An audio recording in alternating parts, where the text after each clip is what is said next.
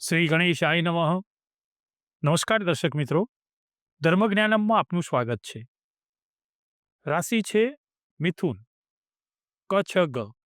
તો આ રાશિમાં જન્મેલા લોકો કેવા હોય છે, કોની જોડે લેણદેણ હોય છે, કેવા ધંધામાં વધુ ફાવટ હોય છે, કાર્યશક્તિ એમની કેવી હોય છે, કૌટુંબિક સુખ, ધંધો, શારીરિક તંદુરસ્તી, ગુણ અવગુણ અને તે લોકોનો ભાગ્યશાળી રંગ કયો, ભાગ્યશાળી દિવસ કયો, ભાગ્યશાળી અંક કયો, તેમજ રાશિના સ્વામીનો અંક કયો અને આપની ભાગ્યશાળી ધાતુ કઈ, તે વિશે દરેક વિશે આપણે જોઈશું. તો મિથુન રાશિ, કચ્છ ગ. સ્વભાવ, ગુણ, કાર્યશક્તિ એમની કેવી હોય છે તે જોઈએ તો આ રાશિમાં જન્મેલા ઘણા ખરા મનુષ્યો સ્વભાવે બેવડી પ્રકૃતિના માલુમ પડે છે. એટલે કે એક વખતે તેઓ એક કામ કરવામાં મન લગાવે તો બીજી ઘડીએ તેમને એ કામ સામે સખત અણગમો અને વિરોધ થાય છે. એમને વાંચવાનું ઉદ્યમ કરવું ગમે છે અને એની સાથે રમવું, આળસ, આ બધું પણ ગમે છે. તેમને પૈસા બચાવવા છે અને ખર્ચ પણ કરવો છે. તેઓ એક ક્ષણે પોતાને સુખી માને છે તો બીજી ક્ષણે તેઓ પોતાને દુઃખી ગણે છે. આમ તેમનામાં સંતોષ અસંતોષ બંને એકી સમયે દેખાય છે. આ પ્રકારના તેમના પરસ્પરના વિરોધી ગુણો હોવાથી તેમના મનની સ્થિતિ અતિ વ્યગ્ર રહે છે. આ વ્યગ્રતાને કાબૂમાં લેવાનું તેમનું કામ ઘણું મુશ્કેલ હોય છે. આથી આ લોકો હંમેશા પોતાના સારા સ્વભાવને અગ્રસ્થાને રાખી અને તેનામાં શ્રદ્ધા તેમજ દૃઢભાવ રાખી જીવનની આ નૌકા એમને ચલાવવી. મનના વિકારો ઉપર એમને વિજય મેળવવો અને ઉચ્ચ ગુણોને જેણે કેળવ્યા નથી તે માણસ આ સંસારમાં દુઃખી થશે. તે એક સીધી વાત છે. મનના વિકારોનો, અંતરમાં રહેલા દુષ્ટ સ્વભાવનો જડમૂળથી નાશ કરી અને આ લોકોનું શ્રેય કરી શકે છે.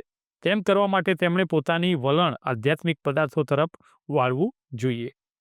તો આ રાશિની અસર નીચે જન્મેલા માણસો સુખી, આકર્ષક, અદ્ભુત કલ્પના શક્તિવાળા હોય છે. તેઓ મુખ્યત્વે મન દ્વારા જ કાર્ય કરે છે. બુદ્ધિવાળા કાર્યો કરવાનું તેમને ખૂબ ગમે છે. કામમાં તેઓ હોશિયાર, ખંતવાળા અને ચપળ હોય છે. કેટલાક આ લોકો તો સ્વભાવે ઓળખવો પણ મુશ્કેલ થઈ પડે છે. તેઓ સાચા સ્વરૂપે ઓળખાઈ શકતા નથી. એમના ઘરના પરિવારવાળા, એના માતા પિતા પણ એમને ઓળખી શકતા નથી. આ માટે તેમનો વાંક કાઢી ન શકાય, કારણ કે આ રાશિની અસર તેમનામાં આવો સ્વભાવ એ પોતે ઊભો કરે છે. આગળ જણાવ્યું તેમ આ રાશિવાળાઓની બુદ્ધિ પર જ એ પોતે જીવે છે અને એમની બુદ્ધિ તીવ્ર અને અજબ પ્રકારની હોય છે. તેમને જો યોગ્ય દિશા સૂચન કરવામાં આવે અને તેમને સદા બુદ્ધિશાળી કાર્યો કરવામાં સોંપવામાં આવે તો તેઓ જરૂરથી આ દિશામાં ખૂબ આગળ વધે છે અને સારો યશ મેળવી શકે છે, એમાં કોઈ શંકા નથી. આ રાશિના મનુષ્યો અત્યંત પ્રેમાળ અને ઉદાર હોય છે. બધાની સાથે તેઓ સભ્ય, વિવેકી અને માયાળુ હોય છે. તેમના ગુણોથી તેઓ દરેકને પ્રિય થઈ પડે છે. તેમને પોતાના કુળનું અભિમાન હોય છે. તેમનામાં સ્વાર્થ કે કંજુસાઈ હોતી નથી. ગરીબોનું દુઃખ તેમજ તેમની ચિંતા તેમને ખાસ હોય છે. બીજાઓને મદદ કરવા માટે તેઓ કેટલીક વાર પોતાના અંગત સ્વાર્થને પણ હાનિ પહોંચાડે છે. જ્ઞાનની તથા અસાધારણ બુદ્ધિનું સામર્થ્ય મેળવવાની તેઓને ભારે તૃષ્ણા હોય છે. સાહિત્ય અને શિક્ષણના વિષયમાં તેઓ ભારે ખંતીલા, અભ્યાસવૃત્તિ ધરાવનારા હોય છે. કંઈ પણ નવું જાણવાની તેમને સદાય ઈચ્છા થયા કરે છે. આ રાશિની અસર નીચે જન્મેલા ઘણા લોકો તો લેખકો, વક્તાઓ પણ હોય છે. આ લોકો બે કામ એકસાથે કરવાનું પસંદ કરે છે અને એટલે તો ઘણે ભાગે આ કામ તેઓ અપૂર્ણ કરવા દેવું પડે છે. અડધું કામ અમુક વખતે છોડી દે છે. આ લોકોને માટે સૌથી સારો માર્ગ એ છે કે તેમને કામ કરતી વખતે બીજાઓની સાથે સહકાર આદરવો. આમ કરવાથી કોઈ કાર્ય અધૂરું છોડવી શકશે નહીં અને એ બધું કાર્ય પૂર્ણ કરશે. કામના ફેરફારમાં તેમને આનંદ આવે છે. એક કામ પૂરું ન કર્યું હોય ત્યાં તેઓ બીજું કામ કરવા માંડી પડે છે. આવી અસ્થિર મનોદશાને લઈને તેમને જીવનમાં વારંવાર નિષ્ફળતાઓ પણ સાંપડે છે. આ મનુષ્યોમાં દીર્ઘદ્રષ્ટિ પણ અમુક વખતે ઓછી થતી હોય એવું જોવાય છે. કામનું શું પરિણામ આવશે તેની કલ્પના કર્યા વગર તેઓ કાર્ય પાછળ ઝંપલાવી દે છે. પરિણામે તેમને નિષ્ફળતા મળે છે. આવી જ રીતે તેઓ જેટલું કમાય છે તેટલું તરત ઉડાવી દે છે, પરંતુ એકવાર જો તેઓ પોતાના વિકારો અને વાસનાઓ પર અંકુશ મેળવે તો તેઓ ધનનો પુષ્કળ સંગ્રહ કરતા જણાય છે અને પ્રસંગ આવે ત્યારે મોટી રકમ ઉદારતાની સાથે એ પોતે ખર્ચી શકે છે. મનને કબજામાં રાખનાર પોતાના જીવનમાં જે ફેરફારો ઉપજાવે છે તે ખરેખર આશ્ચર્યકારક હોય છે. આ રાશિમાં જન્મેલા બાળકોના શિક્ષણ માટે તેમના મા બાપે સાવધ રહેવું જરૂરી છે. તેમને ભણવા માટે ઉત્સાહિત કરવા તેમજ તેમને શિક્ષણમાં રસ પડે તેવા તમામ પ્રયત્નો એમને કરવા જોઈએ. બાળકમાં જરા જેટલી પણ નિષ્ક્રિયતા જોવાશે તો આગળ જતાં તે નિરધોમી અને નકામા બની જશે. આ રાશિમાં જન્મનારા બાળકો મહત્વાકાંક્ષી હોય છે. એ મહત્વાકાંક્ષા માત્ર જ માનસિક હોય છે. તેને આગળ વધારવામાં આવે તો તેઓની બુદ્ધિ સારી ખીલી ઉઠે છે. તેઓ એક સારા હાજર જવાબી તેમજ ભાષણકર્તા પણ થાય છે. બોલવું એમને બહુ ગમે છે. વક્તા તરીકે સારા બને. આ રાશિની અસર નીચે જન્મનારા ધર્મની માન્યતામાં મક્કમ હોય છે, પરંતુ એમની એ માન્યતા માત્ર એક ધર્મને માટે હોતી નથી. બધા ધર્મો પ્રત્યે સદ્ભાવ રાખતા હોય છે. આ લોકો પ્રેમાળ, ઉદાર, નિસ્વાર્થી હોય છે. આ રાશિવાળાઓ વાદ વિવાદમાં કે ચર્ચામાં અતિ તીવ્ર બુદ્ધિના હોય છે. સામાન્ય વિચારોનું તેઓ તરત જ ખંડન કરી નાખે છે. પ્રશ્નના ઉત્તરમાં તેઓ એવા સવાલો રજૂ કરે છે કે સાંભળતા જ વાદ વિવાદ કરનારો ઠંડો પડી જાય, વધુ ચર્ચા કરવાનું માંડી વારે. આ લોકો ચળવળમાં અને રાજકીય ધમાલમાં સારો ભાગ ભજવી શકે છે. મિત્રાચારીમાં આ લોકો પ્રતિ શંકાની દ્રષ્ટિથી જોવામાં આવે છે, પરંતુ તેમ નથી. તેઓ પ્રામાણિક અને દૃઢ હોય છે. ઉપરાંત તેઓ અમુક ધ્યેયવાળા હોય છે. મિત્રચારીને ઠેઠ સુધી નિભાવી રાખે છે. કેટલીક વખત આ રાશિની અસર નીચે જન્મેલા વાતોડિયાઓ અમુક વખતે અમુક ખોટું બોલનાર ગપ્પીદાસ જેવા પણ થઈ જાય છે. તેઓ પોતાની વાણી ઉપર કાબૂ રાખે અને ખપ પૂરતું બોલે તો જીવનમાં તેઓ ઘણું સારું કામ કરી શકે. કેમ કે એક લેખકે કહ્યું છે, જે વધારે બોલે છે ને એમાં અમુક મોટાભાગનું જુઠ્ઠું આવી જ જતું હોય છે. આ રાશિમાં જન્મનાર પોતાના જીવનનો મધ્ય ભાગ સારો લાભ ઉઠાવી શકે છે. વેપાર ધંધામાં એ પોતે શેરસટ્ટામાં જો જન્મના ગ્રહો સારી રીતે હોય તો તે નસીબવંતા નીવડે છે. આ રાશિની અસર નીચે જન્મનારી સ્ત્રી કયાગરી, પતિ પ્રત્યે પ્રેમ રાખનારી, તેને અનુરૂપ થનારી અને સૃષ્ટિ સૌંદર્યમાં તેમજ કળામાં રહેલા સૌંદર્યનો એમને ખાસ શોખ હોય છે. આ રાશિમાં જન્મનાર કેટલીક સ્ત્રીઓ તો ઇતિહાસમાં ખૂબ નામના પણ મેળવે છે. તો આ રાશિની માં જન્મેલા ભય શંકાનો ત્યાગ કરવો જોઈએ. હૃદયમાં હિંમત રાખવી, જે સુખ દુઃખ પડે તેનો સામનો કરવો, મનને શાંત રાખવું, વાણી ઉપર સંયમ રાખવું, શાંત, સૌમ્ય અને થોડું બોલનારા વિચારશીલ મનુષ્યનો સહવાસ કરવો.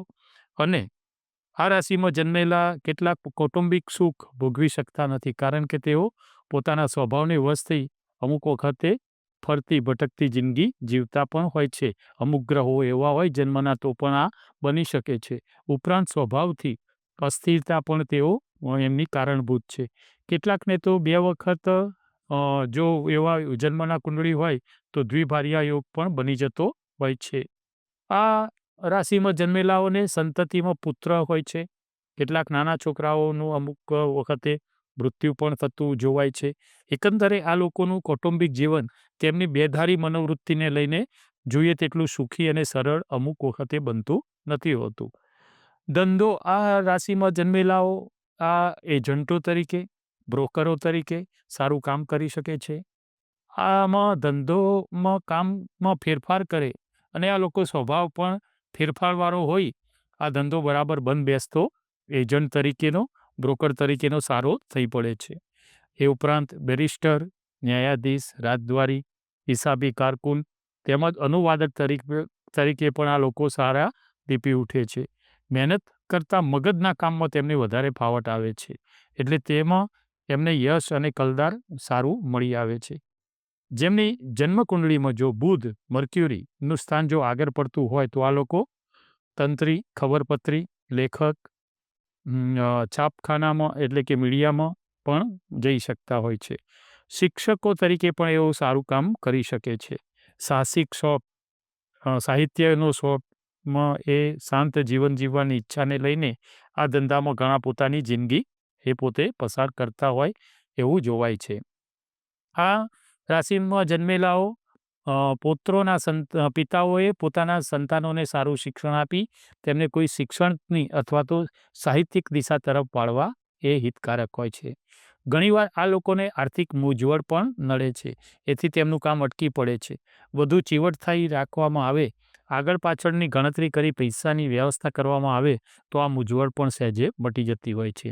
આ લોકો જબાનમાં મીઠા હોવાથી વ્યાપારી કે કેનવાસર તરીકે પણ કોઈ વાતનું કેનવાસ કરવું હોય એમાં સારી સિદ્ધિ એમાં ફતેહ મેળવી શકતા હોય છે. વ્યાખ્યાનમાં, દલીલબાજીમાં આ લોકો સારા ફાવે છે અને તે કામ તેમને બંધબેસતું થઈ પડે છે. ટ્રાવેલિંગ એજન્ટ તરીકે પણ આ લોકોને ખૂબ નામના મેળવી શકે છે. કારણ કે આ લોકોનો સ્વભાવ નવીનતા ચાહક હોવાથી દરેક વસ્તુમાં નવું જોવાની એમની ઈચ્છા હોય છે. નવા નવા અનુભવનો શોખ હોવાથી તેમના સ્વભાવને અનુરૂપ આ લાઈન યોગ્ય બની રહેતી હોય છે. તો આ રાશિના જન્મેલા સાહસિક ક્ષેત્રમાં પણ સારી નામના સાહિત્યિક ક્ષેત્રમાં પણ સારી નામના મેળવી શકતા હોય છે.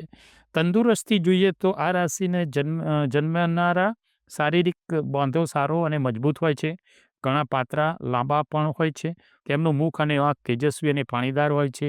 શરીર સશક્ત હોવા છતાં પણ તેમના શરીરમાં સામાન્ય નબળાઈ અમુક વખતે જોવા મળતી હોય છે. તેમને હાથ પગ હલાવવાની ટેવ ખૂબ હોય છે. તેમની શારીરિક અવસ્થાનું કારણ વધુ પડતો કામનો બોજો ચિંતા હોય છે. ગજા ઉપરાંતનું કામ તેઓ છોડી દે, શક્તિ અનુસાર કામકાજ કરે અને ચિંતા ન કરે તો તેઓનું આરોગ્ય સારું રહેશે. એટલું જ નહીં પરંતુ તેમનો માનસિક વ્યાધિ પણ દૂર થઈ જશે અને તેઓ ઉચ્ચ જીવન જીવી શકશે. ખભા, હાથ અને ફેફસા પર મિથુન રાશિનું પ્રભુત્વ હોવાથી આ લોકોએ અમુક વખતે આ દર્દોનો અવારનવાર તેનાથી પીડાતા જોવા મળતા હોય છે. તેમને ગળામાં, ફેફસામાં દર્દો ઘણા અમુક વખતે જોવાતા હોય છે. ક્યારેક જ્ઞાનતંતુની બીમારી પણ અમુક વખતે એનાથી પીડાતા પણ હોય છે. ફેફસા એ રાશિમાં જન્મેલાના શરીરનો મુખ્ય ભાગ છે. એટલે શરદીની તેના પર અસર થવાની સંભાવના વધુ રહે છે. આવા લોકોને શરદી જલ્દી થઈ જતી હોય છે.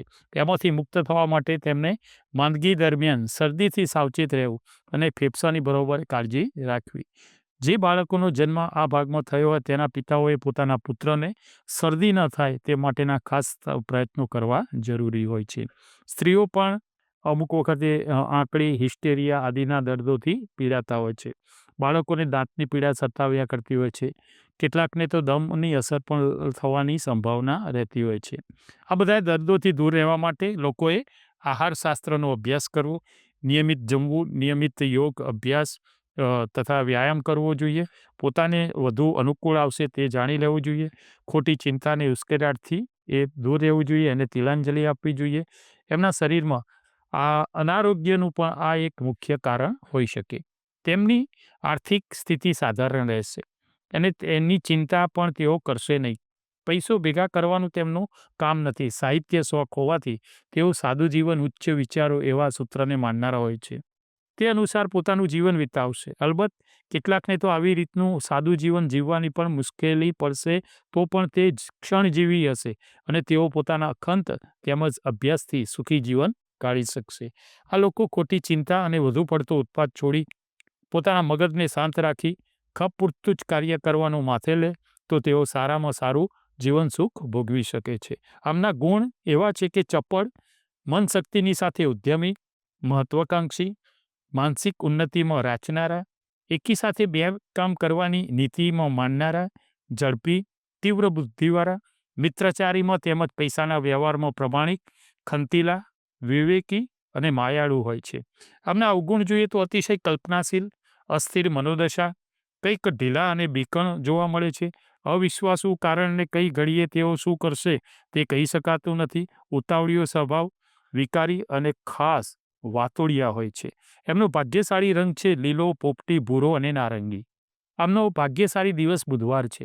એમનો ભાગ્યશાળી અંક છે 5. એમની ભાગ્યશાળી ધાતુ પારો છે. એમના ભાગ્યશાળી વર્ષમાં આવતા જે 12 મહિનામાં એમના 2 મુખ્ય મહિના એવા છે કે એમાં એમની ભાગ્યની ઉન્નતિ જોવાતી હોય છે. એ છે ફેબ્રુઆરી અને ઓક્ટોબર. તો આ જ હતું મિથુન રાશિનું. સર્વે ઈશ્વરને આધીન છે. આ એક લક્ષણ છે. આ લક્ષણ તમે જોજો. આમાંથી જે કોઈ તમને લાગે કે ના બરોબર છે, બધાને આ એક સરખું નથી હતું.